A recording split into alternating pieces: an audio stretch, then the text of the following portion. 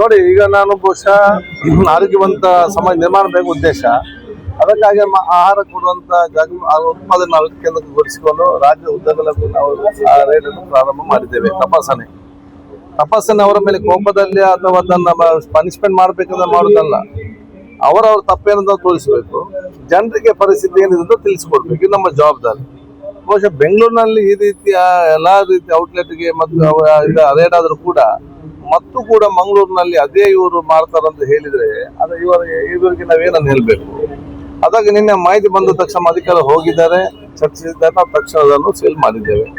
ಇಂಥದ್ದು ಎಲ್ಲಾ ಕಡೆ ಇವತ್ತು ಮುಂದೆ ನಡೀತಿದೆ. ಅದಕ್ಕೆ ನಾನು ಎಲ್ಲರಿಗೂ ಹೇಳಿದಷ್ಟೇ, ದಯವಿಟ್ಟು ನಿಮ್ಮ ಕಿಚನ್ ಹೈಜಿನಿಕ್ ಅನ್ನು, ಸ್ಟೋರ್ ಅನ್ನು ಮತ್ತು ಇರುವಂತಹ ಆಹಾರ ಪದಾರ್ಥಗಳನ್ನು ಗುಣಮಟ್ಟದ ಇಟ್ಟುಕೊಳ್ಳಿ. ಯಾವುದೇ ಸಂದರ್ಭ ಎಲ್ಲಿ ಕೂಡ ಇವತ್ತು ನಾವು ರೇಟ್ ಮಾಡಬಹುದು. ಮತ್ತು ಅದು ಎಷ್ಟೇ ದೊಡ್ಡವರಾದ್ರೂ ಬಿಡುವುದಿಲ್ಲ, ಎಷ್ಟೇ ಸಣ್ಣವರಾದ್ರೂ ಕೂಡ ನಾವು ಬಿಡ್ಲಿಕ್ಕೆ ಹೋಗುದಿಲ್ಲ. ನಮ್ಗೆ ಜನರ ಆರೋಗ್ಯ ಮುಖ್ಯ. ನಾನು ಈಗಾಗಲೇ ಮೊನ್ನೆ ಬೆಂಗಳೂರಿನಲ್ಲಿ ಕೂಡ ಹೇಳಿದ್ದೇನೆ, ನಾನು ನಿಮ್ಮ ಮುಖಾಂತರ ಕೂಡ ಹೇಳ್ತಾ ಇದ್ದೇನೆ.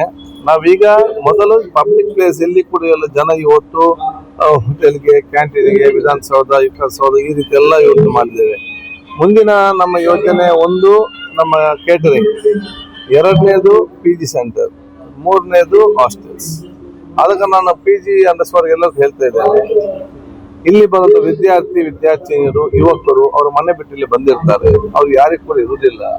ಅವರು ಊಟದ ಇದರಿಂದ ಆರೋಗ್ಯ ಸಮಸ್ಯೆ ಆದ ಕಾರಣ ಬಹಳ ನೋವಿನಿಂದ ನಾವು ಜೀವನ ಮಾಡ್ತಾ ಇದ್ದಾರೆ. ಅದಕ್ಕಾಗಿ ನೀವು PG ನಡೆಸುವುದಾದ್ರೆ ನಿಮ್ಮಲ್ಲಿ ಬರುವಂತ ಯುವತಿಯರು ಯಾರಿದ್ದಾರೆ, ಅದು ಇನ್ನಿತರು ಯಾರು ಕೆಲಸಕ್ಕೆ ಬರ್ತಾರೆ, ನಿಮ್ಮ ಸ್ವಂತ ಮಕ್ಕಳಾಗೆ ಮತ್ತು ನಿಮ್ಮ ಸಂಬಂಧಿಕರಾಗಿ ನೋಡಿಕೊಂಡು ಅವರಿಗೆ ಊಟದ ವ್ಯವಸ್ಥೆ ಮಾಡೋದಾದ್ರೆ ಅಂತ ಮಾತ್ರ ದಯವಿಟ್ಟು ಓಪನ್ ಮಾಡಿ PG.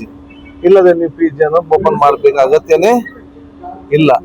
ಅದಕ್ಕಾಗಿ ನಾವು PGಗೆ ನಾನು ಯಾಕೆ ಮಾಹಿತಿ ಅಂತ ನೀವೀಗ ರೆಕ್ಟಿಫೈ ಮಾಡಿ, ಸರಿ ಇಲ್ಲದೆ ಸರಿಪಡಿಸಿಕೊಂಡು ನಾಳೆ ಏನಾದರೂ ಬಂದಾಗ ಖಂಡಿತವಾಗಿ ಆ PG ಸೆಂಟರ್ ನಡೆಸಲಿಕ್ಕೆ ನಾವು ಅನುಮತಿ ನಾವು ಕೊಡುವುದಿಲ್ಲ. ನಾವು ಸಂಬಂಧಪಟ್ಟಂತ ಡಿಪಾರ್ಟ್ಮೆಂಟ್ ಕೂಡ ಮಾತಾಡಿಕೊಂಡು ನಾವು ಜಂಟಿಯಾಗಿ ನಮ್ಮ ಕೆಲಸ ನಾವು ಮಾಡ್ತೀವಿ. ಇನ್ನೊಂದು, ಮಳೆಗಾಲದಲ್ಲಿ ಯಾವ ನೀರು ಎಲ್ಲಿಂದ ಬಂದು ಅಷ್ಟೇ ಸರಿ ಇದ್ರೂ ಕೂಡ ಕೆಲವೊಂದು ಹೆಚ್ಚು ನಮ್ಗೆ ಹಾಗೆ ಆಗ್ತದೆ. ಅದು ಎಲ್ಲ ಕಡೆ ಆಗ್ತದಂತಲ್ಲ.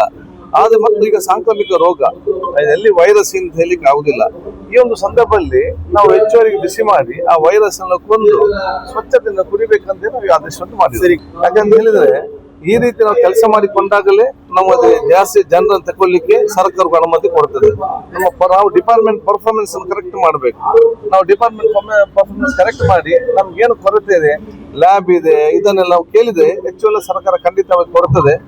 ಅದಕ್ಕಾಗಿ ಎಲ್ಲ ನಾವು ಒಂದೇನು ನಮ್ಮ ಡಿಪಾರ್ಟ್ಮೆಂಟ್ ಸ್ಟ್ರೆಂಥನ್ ಮಾಡ್ಲಿಕ್ಕೆ ಹೋಗಿ ನಮ್ಮ ಎಕ್ಸರ್ಸೈಸ್ ಅಂತ ಹೇಳಿಕ್ಕೆ ಈಗ ಪ್ರತಿ ಜಿಲ್ಲೆಯಲ್ಲಿ ಒಂದು ಲ್ಯಾಬ್ ಆಗುತ್ತೆ ಸರ್. ಪ್ರತಿ ಜಿಲ್ಲೆ ಅಂತ ಬೇಡ, ರಾಜ್ಯ ಮಟ್ಟದಲ್ಲಿ ಒಂದು ಅತ್ಯುತ್ತಮವಾದ ಹೈ ಸ್ಟ್ಯಾಂಡರ್ಡ್ ಲ್ಯಾಬ್. ಯಾಕೆ ನೋಡಿ, ನಾವು ರೇಡ್ ಮಾಡೋಲ್ಲ ದೊಡ್ಡ ದೊಡ್ಡ ಕಂಪನಿ ಅವರು, ನಾವು ಇವರು ಕೋರ್ಟಿಗೆ ಹೋಗಿ ನಮ್ಮ ಲ್ಯಾಬ್ ಸರಿ ಇಲ್ಲ ಅಂತ ಮಾಡುವಂತ ಪರಿಸ್ಥಿತಿ ಬರ್ತದೆ. ಅದು ಯಾವುದೇ ಸುಪ್ರೀಂ ಕೋರ್ಟ್ ಕೂಡ ನಮ್ಮ ಲ್ಯಾಬ್ ರಿಪೋರ್ಟ್ ಅದನ್ನು ಯಾರು ಕೂಡ ಅಲೆಗಲಿ ಅಂತ ಪರಿಸ್ಥಿತಿ ಆಗಬಾರ್ದು. ಅಂತಕ್ಕೆ ಒಂದು ಟಾಪ್ ಲೆವೆಲ್ ಲ್ಯಾಬ್ ನಿರ್ಮಾಣ ಮಾಡೋ ಯೋಜನೆ ನಮ್ಗಿದೆ, ನಾವು ಅದನ್ನು ಮಾಡ್ತೇವೆ. ವಿಷಯ ಅಂತ ನಾವು ಪಾನ್ ಮಸಾಲಲ್ಲಿ ನಿಕೋಟಿನ್ ಮತ್ತು ಗುಟ್ಕಾ ಮಿಕ್ಸ್ ಆಗಬಾರ್ದು ಅಂತದನ್ನ ನಾವು ನಿಷೇಧ ಮಾಡಿದ್ದೆ. ಅದನ್ನ ಯಾರು ಹಿಂದೆ ಪಡ್ಕೊಳ್ಳಿಲ್ಲ. ಮತ್ತೆ ಇದರಿಂದ ಅಡಕೆಗೆ ಬೆಳೆಗಾರರಿಗೆ ಯಾವುದೇ ತೊಂದರೆ ಇಲ್ಲ.